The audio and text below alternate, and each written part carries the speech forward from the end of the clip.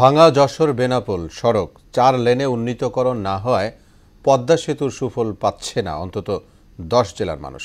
সড়কের অবস্থা নাজুক হওয়ায় ভারী যানবাহন চলাচলে তৈরি হয়েছে ভোগান্তি। যানজটে থাকতে হচ্ছে ঘন্টার পর ঘন্টা। তবে সড়কটি দ্রুত সময়ে ৬ লেনে উন্নীত করা হবে বলছে সড়ক ও জনপথ বিভাগ। হাফিজুল নীলুর প্রতিবেদন জানাচ্ছেন আফরিন পপি। পদ্মা ও মধুমতি সেতুর কাঙ্ক্ষিত সুফল থেকে বঞ্চিত হচ্ছে অন্তত ১০টি জেলার লাখো মানুষ।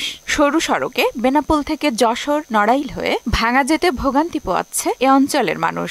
ভাঙা থেকে নড়াইল যশোর হয়ে বেনাপোল স্থলবন্দর পর্যন্ত ১২৯ কিলোমিটার সড়ক এখনো সরু ও ঝুঁকিপূর্ণ। তবে সব থেকে খারাপ অবস্থা নড়াইলের মধুমতি সেতু থেকে যশোর পর্যন্ত ৫৬ কিলোমিটার সড়কের। বিপরীতমুখী দুটি যানবাহন পাশাপাশি যাতায়াত করতে না পারায় ঢাকা থেকে গোপালগঞ্জ ও খুলনা হয়ে ৮৬ কিলোমিটার পথ বেশি ঘুরে বেনাপোল স্থলবন্দরে যাচ্ছে। তাতে সময় বেশি লাগছে ৫ থেকে ৬ ঘন্টা। সড়কে গাড়ির চাপ বাড়ায় মাঝে মাঝে ঘটছে ছোট বড় দুর্ঘটনাও।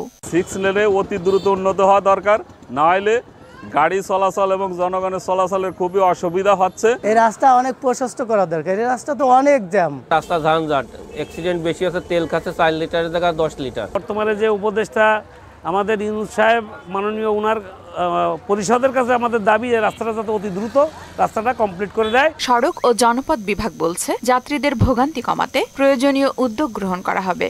এই প্রকল্পটি মূলত ভাঙা থেকে শুরু হয়ে বেনাপোল পর্যন্ত চলে গেছে। এটা 6 লেন প্রকল্প সরকারের। আমাদের প্রথম পর্যায়ে এটা ল্যান্ড অ্যাকুইজিশনের প্রকল্প পাস হয়েছে এবং কাজটি চলমান রয়েছে। ইতিমধ্যে আমরা প্রশাসনিক অনেক দূর এগিয়ে গেছি। ডিসি অফিসে আমরা অলরেডি প্রস্তাবনার জন্য কাগজপত্র রেডি করতে সমর্থ হয়েছি। সড়ক প্রশস্ত না করলে ট্রাফিক নিয়ন্ত্রণ করাটা কঠিন হচ্ছে বলে জানালেন ট্রাফিক পুলিশ। রাস্তা যদি এক্সটেনশন না করা হয় এগুলো বড় চ্যালেঞ্জ, এই নড়াইল জেলার জন্য বড় চ্যালেঞ্জ। এবং আপনারা দেখছেন প্রায় কিন্তু সড়ক দুর্ঘটনা হচ্ছে।